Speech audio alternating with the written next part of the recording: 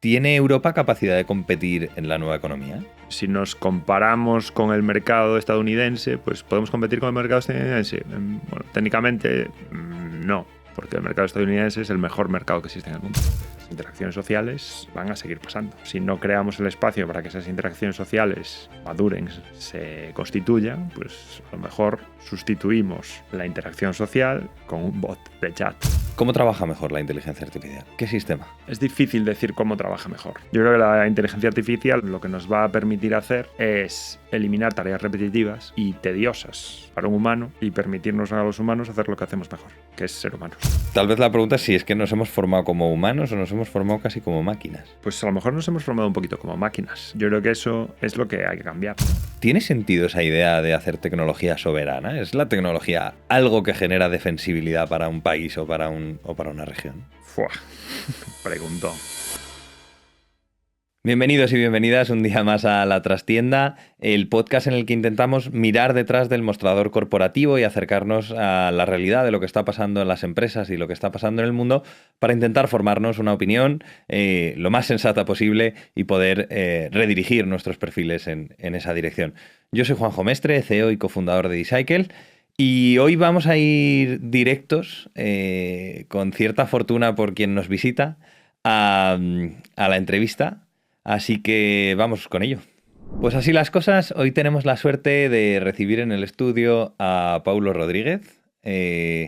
Paulo lleva 20 años ya fuera de España trabajando. 23. Trabajando en empresas de tecnología como Google, Dropbox, Vanta ha sido la última. Ahora es full-time dad. Sí, señor. Al menos no sabemos cuánto tiempo, pero un poco. Hasta los próximos 2 años, full-time dad. Y gracias por asomarte hoy a La Trastienda. Un placer absoluto estar aquí. Pues yo creo que parte del temazo, ¿no?, con el que podemos ir empezando es esto que veníamos ya comentando de antes sobre la competitividad europea, ¿no? Tú has visto un poco cómo es la vida en Estados Unidos, has visto cómo es la vida de empresas americanas que aterrizan en Europa desde los hubs irlandeses, sobre todo, ¿no? Sí. ¿Tiene Europa capacidad de competir en la nueva economía? Yo creo que voy a ser un poco contrario a la idea más común, que es que no tenemos capacidad de competir. Yo creo que sí, pero esto a veces no es de competir en igualdad de condiciones, es de que a qué juego quieres jugar tú, ¿vale? Si nos comparamos con el mercado estadounidense, pues podemos competir con el mercado estadounidense. Bueno, técnicamente no, porque el mercado estadounidense es el mejor mercado que existe en el mundo. Es un mercado de más de 300 millones de personas, completamente único, con la misma moneda, culturalmente estándar, hablan el mismo idioma, tienen las mismas tradiciones. Y esto me lo decía un inversor nuestro de Vanta, que decía que si tienes $1 para invertir, la mejor inversión es invertirlo en el mercado americano. Punto. O sea, es incontestable. El mayor rédito que vas a obtener es el mercado americano, pues es el mejor mercado que hay. Pero tiene sus límites el mercado americano también. O sea, hay un mercado, ya llega un momento que no le puedes vender a más gente porque ya los copaste todos o vas a tener competidores. Entonces te tienes que ir a otros sitios. Y te tienes que ir a sitios como en Europa, donde el mercado no es un mercado único, es un mercado súper fragmentado. Y eso lo hace diferente. Ni mejor ni peor, lo hace diferente. Y en Europa no somos tan inmediatos. O sea, pensamos más en el medio y largo plazo. O sea, si piensas grandes grupos empresariales, pues a lo mejor en Alemania, incluso en España, o sea, son generacionales. O sea, vienen 2, 3 generaciones trabajando en ese grupo y eso pues tiene unas consecuencias, ¿no? Que a lo mejor no somos tan rápidos, somos más regulatorios, más cautos, pero no quiere decir que lo hagamos peor, ¿vale? O sea, se hace de forma diferente. Entonces, yo a veces o sea, como he pasado tiempo viviendo, o sea, llevo 23 años viviendo en Irlanda, me he creado en España, sigo teniendo medio un pie en España pues por mi familia, por mis amigos, mi red social, pero también he estado en Estados Unidos constantemente, ¿no? Entonces veo como también se vive de forma diferente en otros países. Entonces creo que los europeos tenemos que ser muy orgullosos de cómo se vive en Europa. O realmente mis amiguetes americanos lo único que hacen es currar, ¿vale? O sea, su tiempo de ocio es muy limitado, sus vacaciones son muy limitadas, entonces su estilo de vida es ligeramente diferente y muy orientado a esa productividad extrema. En Europa, pues nos tomamos la vida con un poco más de filosofía, ¿no? Y yo creo que eso es esa... También hay que meterlo en el debate de la competitividad. O sea, ¿qué venimos aquí? ¿A generar PIB o a que tengamos una sociedad que funcione de forma eficiente y que no rompa por las costuras? Entonces, yo creo que eso a veces no lo incluimos en el debate, ¿no? Y nos centramos en la medida económica pura o la medida de productividad pura. Y no siempre es justo. O sea que yo creo que en Europa somos competitivos, tenemos la misma cantidad de talento que puedes tener en Estados Unidos. O sea, yo he trabajado, pues eso, 20 y pico años para empresas americanas. Mis compañeros americanos no son más inteligentes que nosotros. Están al mismo nivel. Incluso a veces podría decir que los equipos europeos tenemos más nivel, ¿vale? Porque la formación a veces es un poco mejor en Europa. O sea, y es más universal. O sea, tienes un acceso a la universidad mucho más fácil que a lo mejor lo pueden tener en Estados Unidos, donde está más limitado por un tema socioeconómico. Y yo creo que tenemos competitividad. ¿Qué nos falta? Nos falta un poquito de garra como tienen los americanos, o sea, estadounidenses, ¿no? que tienen un acceso a financiación brutal, un espíritu emprendedor fomentado desde la base, y aquí ponemos un poco más de trabas. Entonces yo creo que lo que tenemos que a lo mejor es repensar cómo gestionamos la fricción de esa capa emprendedora, ¿no? Porque eso sí que a veces se nota que lo hemos perdido, no tenemos tanto, ¿no? O sea, quita la fricción a las primeras fases de la capa emprendedora. O sea, dejar que la gente suba. Luego vete la fricción que quieras. Pero al principio deja a la gente subir, ¿no? Entonces, yo creo que eso se puede hacer mejor. O sea, hay mucho margen para que mejore, pero no veo que seamos menos competitivos por eso, ¿no? O sea, si lo pongo en el conjunto de cómo funciona la sociedad y qué hacemos. Hemos visto que hace un par de días le han dado a EQT, que es uno de los grandes private equities, la gestión del fondo de Scale Up Europe, ¿no? Para generar empresas de tecnología europeas más grandes. ¿Tiene sentido esa idea de hacer tecnología soberana? ¿Es la tecnología algo que genera defensibilidad para un país o para una región? Fua, preguntón. Yo creo que, o sea, genera defensibilidad. No lo sé, pero yo creo que sí que hay que invertir en eso. O sea, los estados creo que tienen el deber de impulsar esa capa emprendedora y meter a EQT por el medio. O sea, voy a decir disclaimer, he trabajado con gente de EQT y me parecen brillantes. O sea, toda la gente con la que he trabajado de EQT es espectacular. O sea que por lo que conozco, o sea, me alegro que se haya tomado esa decisión, ¿no? Lo veo bien. Es una cosa que me parece positiva. Y creo que realmente los estados se tienen que involucrar más en esa capa emprendedora y inyectar más capital ahí. Porque eso es lo que un poco veníamos hablando. Si tú realmente estás un poco por detrás en esa capa emprendedora, ¿qué haces para compensarlo? ¿Esperas a que el mundo y el karma lo regulen o te vas a meter tú a hacer algo en serio? Y yo creo que los fondos soberanos es una buena manera de que el Estado inyecte capital en esos sectores que quiere fomentar y que los empuje. Y se veían haciendo toda la vida. Antes, ¿qué pasa? Que se hacía en banca o en otros sectores. Pues, ¿vale? Hacerlo en el tejido empresarial de base y tecnológico. Que un poquito es donde estamos muy por detrás de Estados Unidos. Más que nada porque ellos empezaron tradicionalmente mucho antes que nosotros. Nosotros siempre hemos estado un poco al rebufo de ellos, ¿no? Pero es que ahora ya no pasa tanto. O sea, si yo vuelvo a la vista atrás, cuando yo empecé mi carrera en el sector tecnológico, pues en España no había emprendedores tecnológicos prácticamente. Pero te vas a mirar hoy y dices, ostras, pues el tejido emprendedor en España es muy potente. Hay gente que ya ha salido de Exit, pues mira, Idealista EQT, ahí estaban, ¿vale? Tienes empresas tecnológicas españolas muy potentes y empresas del sector que están arrancando. O sea, si te miras hoy las series B que se han levantado, pues hay muchas empresas españolas que han levantado una serie B. Hace 20 años, ¿quién levantaba una serie B en España? Nadie. Entonces, eso está empezando a funcionar, ¿vale? Y si metemos aún más capital, más apoyo, pues seguirá funcionando más. Porque realmente, si tú te lo piensas, yo miro en startups en España, en Irlanda, en Suecia, que están haciendo cosas súper interesantes, y miro lo mismo en Estados Unidos, y la única diferencia no es que tengan más talento ni que sean más inteligentes. Es que a lo mejor en Estados Unidos levantan una ronda de 10 millones y aquí es de 2,5. ¿Vale? Y esa es la diferencia. O sea, no hay mucha diferencia en capital intelectual y en ideas entre una región y otra. Tú has trabajado con algunos de los mejores equipos del mundo, ¿no?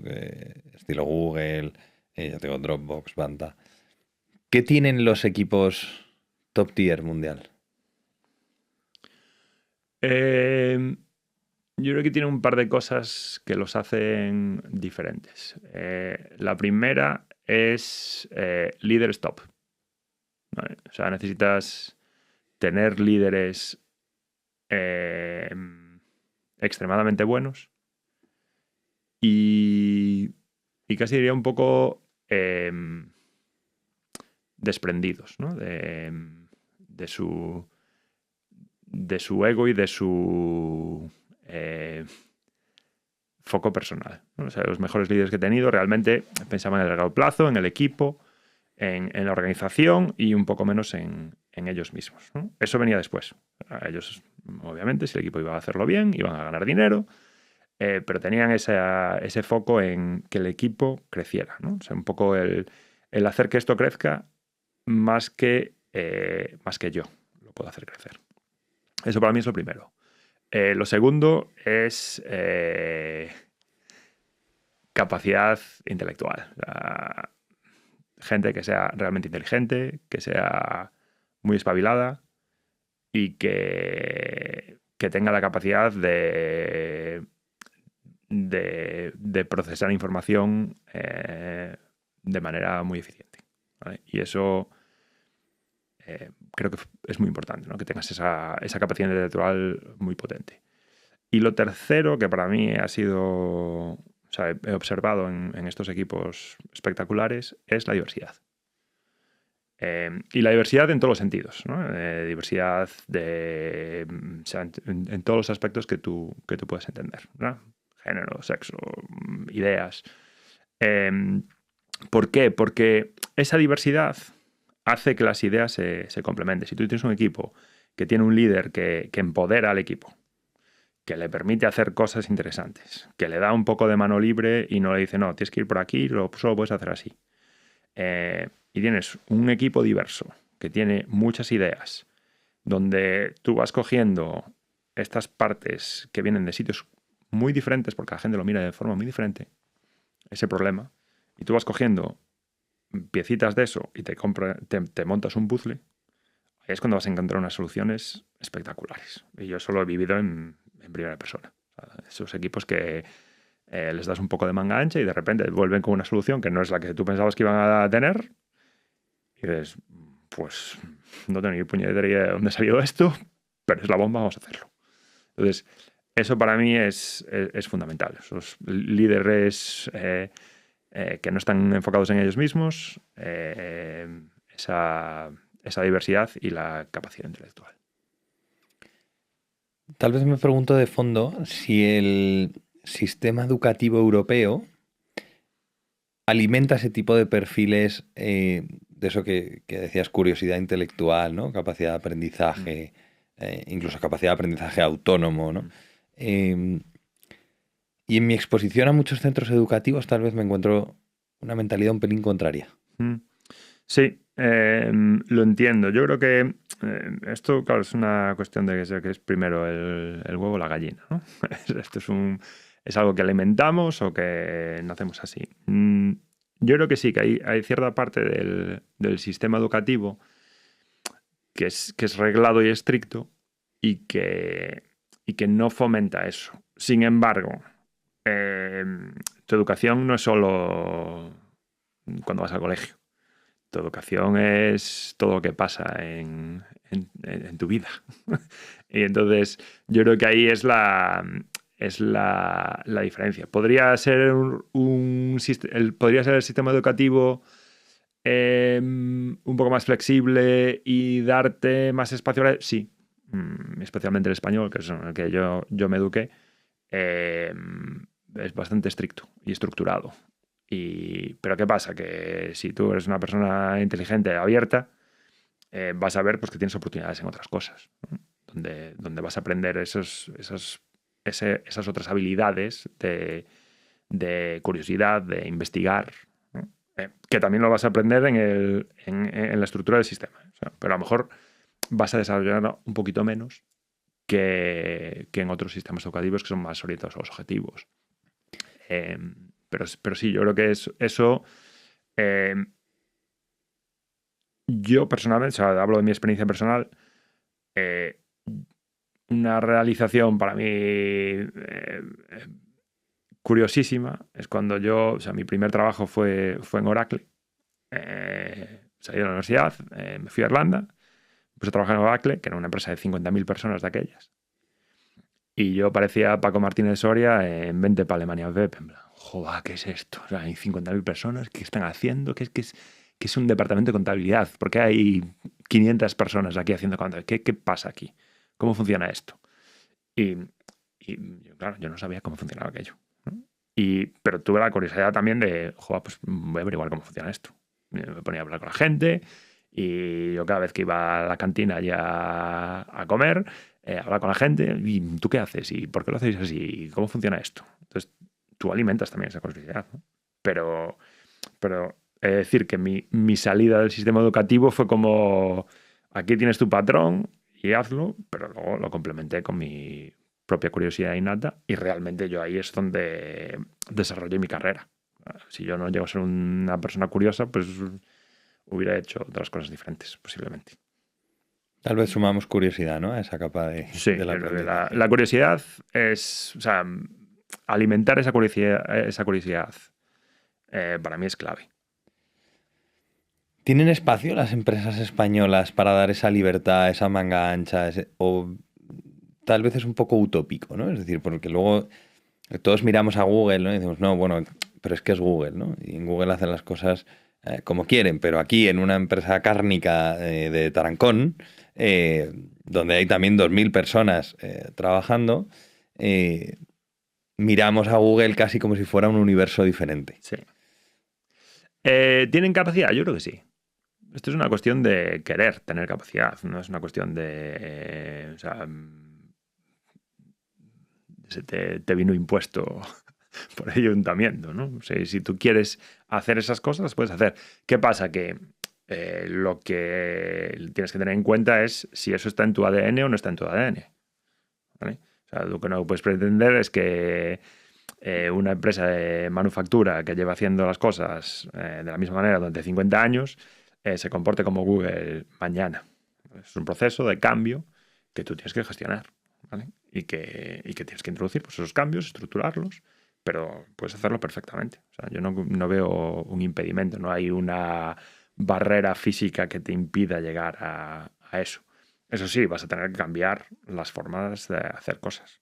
O sea, no puedes tener un sistema de gestión casi taylorista de esto hay que hacerlo así y luego esperar que la gente se comporte como en Google. No, mira, esto no funciona así. O sea, vas a tener que cambiar tu forma de contratar personal, vas a tener que cambiar los perfiles que tienes, vas a tener que cambiar tu forma de gestionar personal, ¿vale? Pero puedes llegar ahí. no veo ningún impedimento.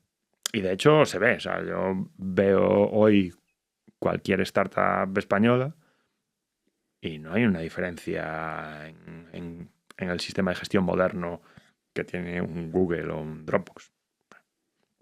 Exactamente lo mismo. O sea, o sea, se demuestra que se puede. Y eso pues acaba entrando en la sociedad. Cuando la gente ve que, oye, pues este sistema funciona, esto es fantástico y la gente está contenta, pues no nos vamos a volver al anterior, ¿no? ¿Qué pasa? Que va a haber un choque de culturas, ¿no? Y eso se va a dar. O sea, tú no puedes venir de un sistema súper estricto y pasar a uno súper abierto, ¿no? Tienes que ver cómo haces esas transiciones. Cuando miramos al futuro de las empresas, parece que la inteligencia artificial, ¿no? Es otra vez el temazo. Y sí que va un poco como moldeando las formas de hacer de las empresas, ¿no? Y me pregunto si en esas dos formas de hacer empresa, ¿no? Vamos a llamarla desestructurada, abierta, versus la controlada, ¿no? Cerrada, que parece ya incluso que hay cierta denotación en cómo, Sí. en cómo las expongo, pero ¿cómo trabaja mejor la inteligencia artificial? ¿Qué sistema? Yo creo que es difícil decir cómo trabaja mejor, ¿no? Porque también estamos limitados a las capacidades que tiene la inteligencia artificial hoy. Si miramos lo que podía hacer la inteligencia artificial hace 2 años, pues la respuesta hubiera sido completamente diferente. ¿Vale? Entonces, yo creo que la inteligencia artificial lo que nos va a permitir hacer es eliminar tareas repetitivas y tediosas para un humano y permitirnos a los humanos hacer lo que hacemos mejor, que es ser humanos. Entonces, y eso a lo mejor lo veo de un punto de vista un poco utópico, ¿no? Pero yo creo que ese es el valor que aporta la inteligencia artificial a las organizaciones. Es curioso, ¿eh? Pero la pregunta de fondo es, ¿qué nos constituye humanos? Fíjate, yo ayer estaba dando clase en un máster de marketing y esa gente había tenido 2 semanas de clases todos los días de SEO, ¿vale? Para hacer SEO. ¿No? Cuando llego y digo que el SEO, joder, que es una cosa casi un poco del pasado, ¿no? El hecho de la gestión del SEO. La gente miraba como pseudo aterrada, ¿no? Tal vez la pregunta es si es que nos hemos formado como humanos o nos hemos formado casi como máquinas. Pues a lo mejor nos hemos formado un poquito como máquinas y no es lo que deberíamos haber hecho. Pero es que no lo podía hacer nadie, lo teníamos que hacer nosotros. Y ahora lo puede hacer un agente. Entonces, yo creo que eso es lo que hay que cambiar, ¿no? Ayer estuve comiendo con un amigo que es ferretero digital, ¿no? Y me hablaba un poco de cómo él estaba automatizando muchos procesos de su ferretería digital con agentes, ¿vale? Cosas que antes tenía que hacer un humano, pero que ahora hace un agente. Entonces, para mí me parece espectacular eso. O sea, que seas capaz de coger una cosa tan tradicional como vender un casco de obra y introducir tecnología para que pueda hacer eso. Entonces, un poco es lo mismo. O sea, es una herramienta que tú tienes a disposición y que realmente depende de cómo tú la uses. O sea, el cuchillo te puede hacer una cebolla en juliana o puedes asesinar a una persona. Entonces, ¿cómo vas a utilizar esa herramienta? Eso realmente es tu decisión, ¿vale? Entonces, yo creo que como utilicemos la inteligencia artificial, va a marcar la salida que vayamos a tener de eso. Y creo que el potencial está en ambos lados. O sea, realmente, ambos mundos pueden beneficiarse de eso. Pero dando, no un pelín el paso atrás, ¿qué nos constituye humanos en lo laboral? Pues una pregunta que no llego a conseguir la respuesta. ¿Qué nos constituye como humanos? Yo creo que hay ciertas cosas que nos hacen más humanos, ¿no?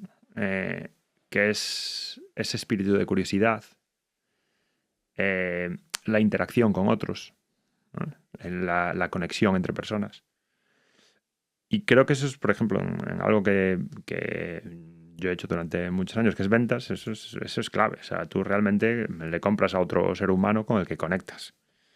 Y lo que compras, pues sí que es importante, pero realmente esa conexión humana es muy crítica. O sea, el crear un vínculo de confianza con la persona a través de las interacciones que tú tienes con ella, eso yo creo que es una cosa crítica. Y que nos hace... ¿Lo va a hacer una inteligencia artificial? No lo creo. ¿Vale? O sea, una inteligencia artificial nos va a ayudar a evaluar la compra de forma eficiente, a calcular el retorno de inversión, a analizar las alternativas que yo tengo. Sí, perfecto. Pero no me va a ayudar a entender cómo funciona la organización a la que yo le compro, si quiero confiar en esa organización, si se alinea con lo que yo quiero conseguir como objetivo en mi organización. ¿Vale? O sea, eso lo vas a hacer tú fundamentalmente como humano y conectando con otros seres humanos. O sea, relaciones personales. Relaciones personales, eso es lo más humano, eso es lo básico desde que la humanidad existe. Fíjate, ¿no? En cambio, vimos un estudio hace ya casi algún mesecillo, un par de meses, de cómo el 70% de las interacciones en ChatGPT tenían contenido psicológico. Había preguntas psicológicas. ¿Cómo me siento para con esto? ¿Cómo debería abordar esta situación? Preguntas que parecen muy constitutivas de las relaciones humanas, ¿no? Y cada día vemos más que ese terapeuta GPT empieza a asomarse. ¿Es tétrico o tiene sentido, es complementario a las relaciones humanas? Voy a hacer aquí la reconexión con la primera pregunta. ¿Somos competitivos en Europa? ¿Qué tipo de sociedad queremos crear? Entonces, lo voy a intentar cerrar. Yo creo que cuando nos vemos en situaciones donde estamos intentando utilizar una máquina para nuestro comportamiento más humano, que es interactuar con otros, compartir experiencias, compartir nuestras preocupaciones, nuestras dudas, ¿no? Que esto lo puedes hacer con tus amigos, lo puedes hacer con ChatGPT. Cuando creamos una sociedad donde fomentamos que la gente interactúe, que la gente cree conexiones sociales y le damos espacio para que haga eso, pues esas interacciones sociales van a seguir pasando. Si no creamos el espacio para que esas interacciones sociales maduren, se constituyan, pues a lo mejor sustituimos la interacción social con un bot de chat, ¿no? Yo personalmente no creo que eso sea un buen camino para nuestra sociedad, ¿no? Pero también hay que entender que la sociedad es un organismo complejo. Entonces, si no damos espacio a que la gente tenga esa interacción social, tenga ese espacio de ocio, de amistad, de esparcimiento, pues nos vemos a lo mejor abocados a que utilicemos la tecnología como sustituto de eso. Algo que yo creo que no deberíamos hacer, porque es lo que nos hace fundamentalmente humanos y lo que nos da satisfacción y felicidad. O sea, si lees estos estudios sobre la felicidad, paso número 1 es interacción social. Lo que nos hace felices a los humanos es interactuar con otros y compartir tiempo con ellos. Curiosamente, ya te digo que mi acercamiento a los centros educativos, e incluso cuanto más abajo más lo noto, más sensación de desconexión hay, ¿no? Más solos están, más aislados, más les cuesta hacer amigos, más preguntas alrededor de cómo hacer amigos, más preguntas alrededor de relaciones sociales saludables. O sea, que podemos acabar ahí en un punto de confrontación jodido, pero vamos a volver a las empresas, que si no vamos a acabar lejos. Volviendo a la capa de empresas europeas versus americanas, ¿la inteligencia artificial genera más competitividad para las empresas europeas? ¿O el hecho de que la inteligencia artificial esté, ¿no? Gran parte de los modelos que usamos están en Estados Unidos, genera una pseudo competencia, vamos a decir, una ventaja competitiva a las empresas americanas para luego competir con todo el mundo?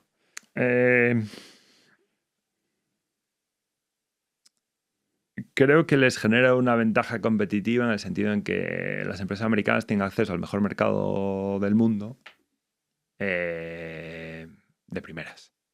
Entonces, eso siempre te va a generar una ventaja competitiva. O sea, tu límite de mercado sin hacer muchas florituras, pues es Estados Unidos-Canadá, que es la Norteamérica anglófona. Y eso es un mercadazo. Y es muy fácil crecer ahí. Y crecer exponencialmente. En Europa es muy difícil hacer eso.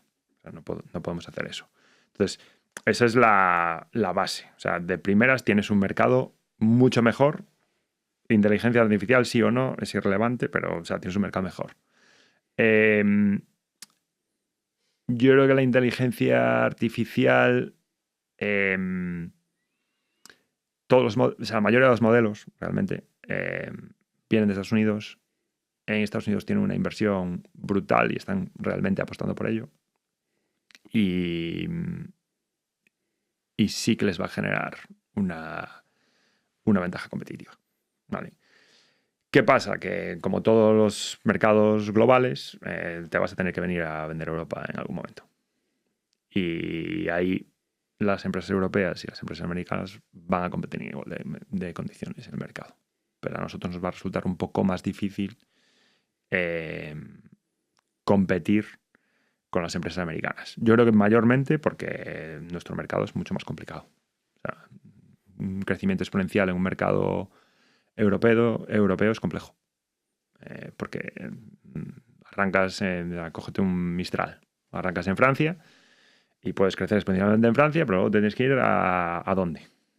Está haciendo Alemania. casi 1.000 millones, ¿no? De facturación Mistral. Claro, te tienes que ir a otros mercados. Y lo que está pasando ahora, que creo que es la diferencia con hace 10 años, es que las empresas europeas realmente ahora se están yendo de Estados Unidos.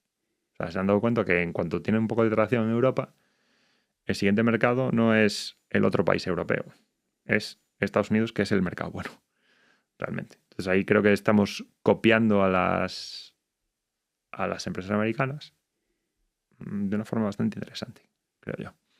O sea, que si apostarías por ese modelo de crecimiento, país uno europeo, vete a Estados Unidos. 100%. 100%. Y aparte, he de decir que los europeos lo hacemos mejor. Yo creo que ahí hay una... O sea, mi experiencia trabajando en empresas americanas, o sea, hacer una empresa multinacional funcionar es muy complejo.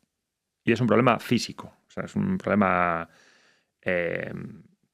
no creo que tenga solución, ¿vale? O sea, es simplemente un organismo muy complejo porque físicamente la Tierra es muy grande, hay 24 zonas horarias y tú estás en una. Y las otras partes de tu empresa están en otras zonas horarias. Con lo cual, tus tiempos de interacción con esas otras partes de la organización son muy pequeños. Con lo cual, tienes que crear ciertos organismos autónomos dentro de tu organización para que tú puedas operar. O sea, yo muchas veces tenía un problema a las 9 de la mañana en Dublín y no puedo esperar a que una persona se levante en San Francisco a mis 4 de la tarde para resolver el problema. Que voy a estar todo el día mirando para el aire. Pues mira, tengo un problema. No lo puedo resolver. Vamos a tener que aguantarnos todo el día. No puedes hacer eso. Entonces, tú tienes que tener un cierto grado de autonomía para tomar esas decisiones que realmente son críticas para tu negocio y para avanzar. Entonces, ¿qué he observado en los últimos años? Que los fundadores europeos se marchan a Estados Unidos. Se marcha el fundador. Eso no se ve en empresas americanas. Los fundadores americanos se vienen a Europa, habitualmente a Reino Unido, Irlanda, que por proximidad cultural, idiomática, es el sitio natural para venirte a hacer tu expansión europea, y un poco copian el modelo americano. ¿Vale? Pero eso tiene sus limitaciones. Va a funcionar porque funciona y escala, ¿no? Pero hay un 20%, digamos, de adaptación al mercado, ¿no? que a veces se pierde. ¿Vale? Entonces va a funcionar, pero a lo mejor no funciona todo lo eficientemente que podría. ¿Por qué? Pues porque no tienes un founder que toma decisiones medio o largo plazo en ese mercado, ¿vale? Y que va a tomar las decisiones a veces duras, ¿no? O sea, tú tienes que decidir ¿Cómo voy a atacar este mercado? ¿Cómo voy a hacer estas cosas tácticamente? Hay un founder, ahí puede tomar unas decisiones que a corto plazo, pues a lo mejor no son las más eficientes, pero a medio plazo son unas grandes decisiones para la empresa. Y esas cualidades que tiene el fundador de un negocio no son transmisibles a los equipos. Son transmisibles y puedes empoderar a equipos a que lo hagan. Pero siempre vas a tener un cierto nivel de escalado de decisiones. O sea, hay ciertas decisiones que a lo mejor son más tácticas que sí que puedes tomar tú, pero hay decisiones que son más estratégicas que necesitas a un founder para que las tome. Porque, o sea, te voy a poner un ejemplo. Nosotros en Banta, en EMEA y en Asia Pacífico, una de las cosas que hicimos fue invertimos un poco más fuerte en postventa que en preventa al principio. ¿Por qué? Porque ya teníamos una base instalada y queríamos asegurarnos que esa base instalada estuviera contenta, renovara, estamos abriendo un mercado nuevo, que queríamos que estuvieran extremadamente contentos y que ellos fueran las referencias para nuestros próximos clientes. En Estados Unidos no necesitaban hacer eso, porque la base instalada ya era gigante, la empresa ya era muy, muy potente, porque habían estado trabajando ese mercado durante 3 años. Entonces, esa decisión, que parece una perogrullada, es muy compleja. Y fue muy compleja en su momento. ¿Por qué? Pues porque yo creí que esa era la decisión correcta, pero muchas veces con esta limitación temporal que tú tienes con interacciones, solo tocas esos temas críticos. O sea, yo me aseguro que mi founder está alineado conmigo en eso, pero se pierde el día a día. O sea, realmente en mi día a día hay muchas cosas tácticas que tocan ese tema que el founder no las ve, porque no está allí. Y yo no se las voy a contar, porque tengo 2 horas para interactuar con los otros ejecutivos que viven a 8 zonas horarias de mí. Entonces, ¿qué pasa? Que como te pierdes muchos de esos datos, esas decisiones son muy complejas de tomar. Y sin embargo, cuando tienes un founder, el founder ve el día a día y dice, esto es obvio. Pero si no está allí en el día a día, es muy difícil verlo. Porque, ¿qué enseñas? El conflicto. Necesito resolver estos problemas. Lo que está por debajo, pues oye, pues mira, no pasa el filtro de importante y urgente. Entonces, yo creo que eso es lo que venía a decir, ¿no? Son sistemas hipercomplejos que la gente puede pensar que esto es muy fácil de resolver y se puede estructurar, y no, realmente tiene una complejidad brutal. Si miras cualquier multinacional, normalmente lo que pasa cuando ya tiene un cierto tamaño es que, o sea, las regiones o las suprarregiones continentales son autónomas. O sea, Europa toma sus propias decisiones y opera casi como una empresa completamente independiente. ¿Por qué? Pues que necesitas hacer eso. Si no, no puedes operar a esa velocidad. Creo que vamos a ir viendo cómo se va a ir poniendo de moda lo que ya empieza a tener muchas acepciones, ¿no? Lo llaman High IC, ¿no? Como High Impact Individual Contributor.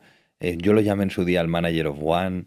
Pero bueno, cada uno le va poniendo el nombre que quiere, un poco de cómo van a ir cambiando las carreras profesionales y tal vez esa relación jerárquica, ¿no? Donde tú avanzabas de junior a senior, de senior a manager, de manager a senior manager. ¿No? Tal vez vaya mutando porque la inteligencia artificial nos permite a todos orquestar equipos virtuales donde una persona puede pasar a hacer el trabajo de 5, ¿no? Uh-huh. ¿Esto tiene sentido? Es decir, ¿tiene sentido que vayamos en una dirección donde el management cada vez va a ser más liviano porque cada uno puede ser más autónomo, la información puede fluir de manera más autónoma o de manera más contextual?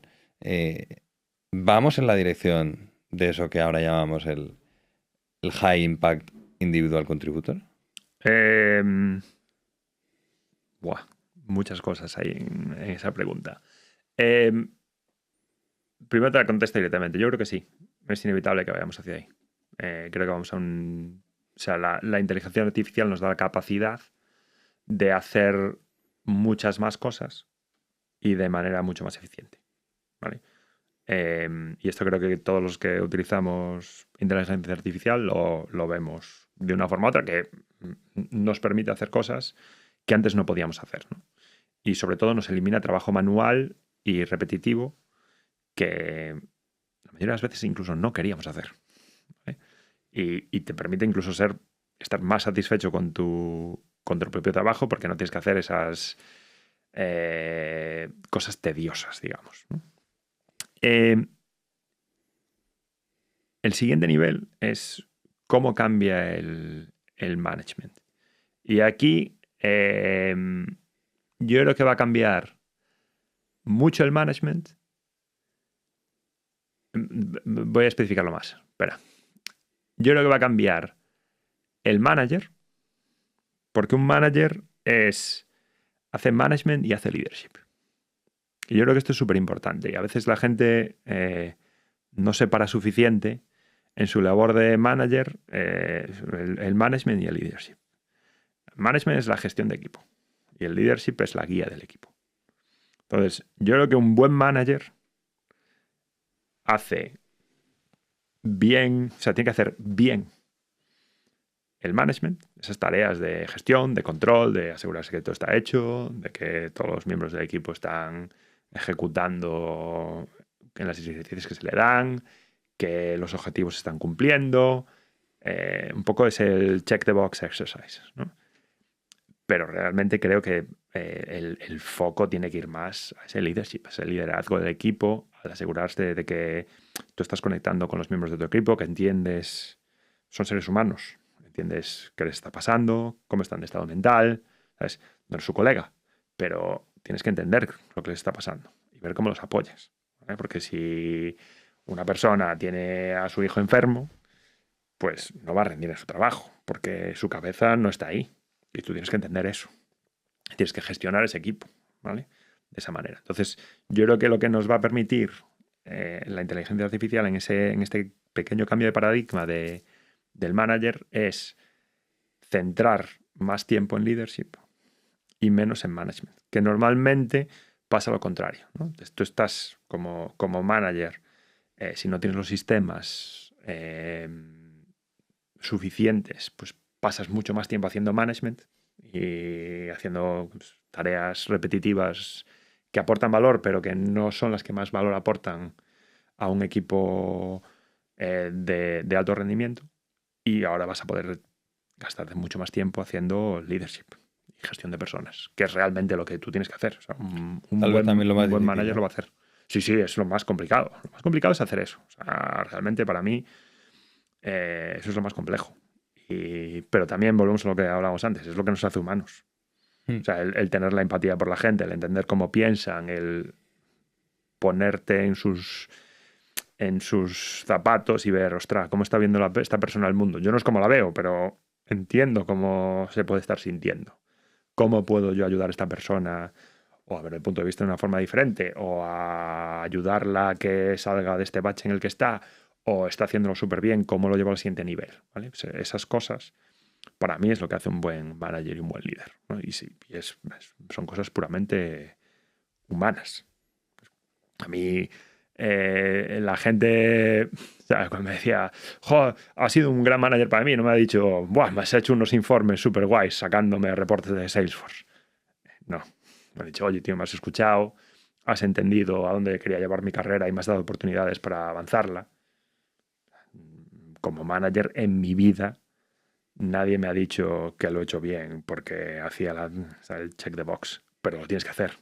Es que si no lo haces, tampoco eres buen manager, ¿no? Y yo personalmente eso es lo que a mí menos me gusta hacer y donde mis managers siempre me han dado más caña, en plan, tío, no te olvides que tienes que hacer el check the box.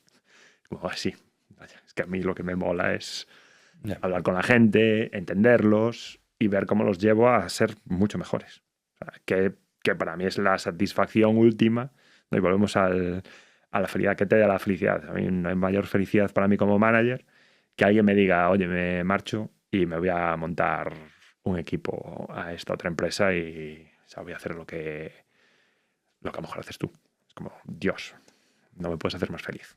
O sea, esto es como O sea, el fin último de un manager, graduar a una persona para que vaya a hacer algo más grande que lo que podía hacer contigo. Es una gran satisfacción. Y con la inteligencia artificial creo que vamos a tener más tiempo para dedicarnos a eso. Y nos va a permitir ser mejores managers, mejores líderes. Oye, ojalá sea así. Esperemos. Vamos a dejarnos, yo creo, con el final tan bonito, ¿no? Lo bonito que ha quedado. Vamos a dejarlo aquí. Gracias por acercarte, por el tiempo, por las reflexiones y por el pozo que nos queda, ¿no? Para pensar un poco el tipo de futuro empresarial que queremos y que estamos construyendo hoy desde Europa, desde España, pero con cierta intención también global, ¿no? Gracias. Muchas gracias a vosotros. Pues hemos tenido la suerte de poder hablar sobre cómo son los líderes de aquí, tanto como para el futuro. Parece que confluyen en lo que ya debiera ser un buen líder ahora y que no va a cambiar, ¿no? Esa imagen, a pesar de todas las revoluciones tecnológicas que se vienen. Sobre que Europa sí que tiene cierta defensibilidad o cierta capacidad, ¿no? De competir en los mercados internacionales, pero que hay que ponerle tal vez más intención a la hora de construir, más curiosidad, más ganas, más capacidad de aprendizaje e ir mirando, tal vez no con envidia, sino con ganas de replicar lo que sí funciona a esas compañías grandes americanas, que siempre ponemos tal vez como el destino utópico, pero pocas veces emprendemos el camino de verdad a la hora de cambiar las compañías por dentro, ¿no? Esa distinción entre las compañías cerradas, ¿no? Los canutos donde todo se controla y las compañías donde el contexto genera cierta autonomía. Creo que nos quedamos también con esa reflexión sobre qué tipo de empresas queremos seguir construyendo, qué tipo de equipos, qué tipo de managers y un poco hacia dónde miramos. O sea que agradecidos con la conversación de hoy y esperando veros en el siguiente capítulo. Gracias.